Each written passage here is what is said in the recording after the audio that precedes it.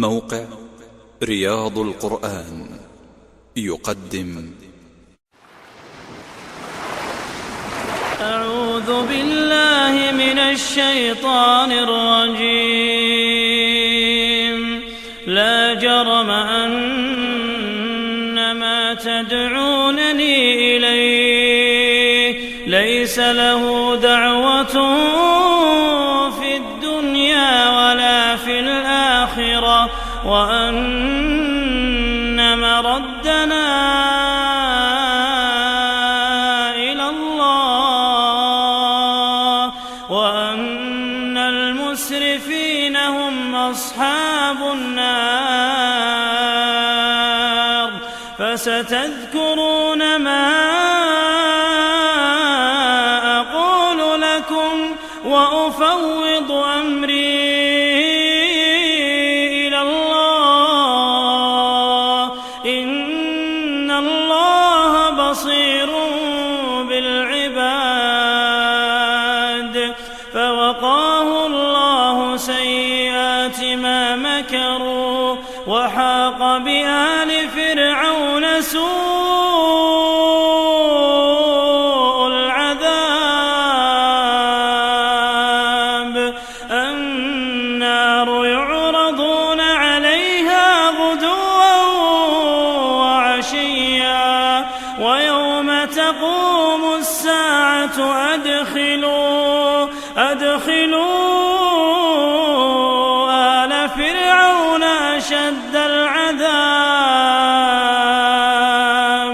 وإذ يتحاجون في النار فيقول الضعفاء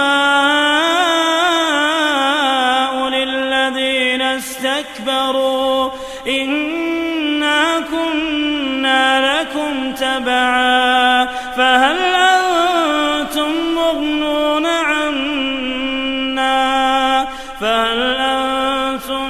مغنون عنا نصيبا من النار؟ قال الذين استكبروا إنا كل فيها إن الله قد حكم بين العباد. وقال الذين في النار لخزنة جهنم ادعوا ربكم يخفف عنا يوما من العذاب. قالوا أولم تك تأتيكم رسلكم بالبينات؟ قالوا بلى. قالوا فادعوا. وما دعاء الكافرين إلا في ضلال. إنا لننصر رسلنا والذين آمنوا في الحياة الدنيا ويوم يقوم الأشهاد، يوم لا ينفع الظالمين معذرتهم ولهم اللعنة ولهم سوء الدار. قدمت لكم هذه التلاوة من فريق جوال الخير.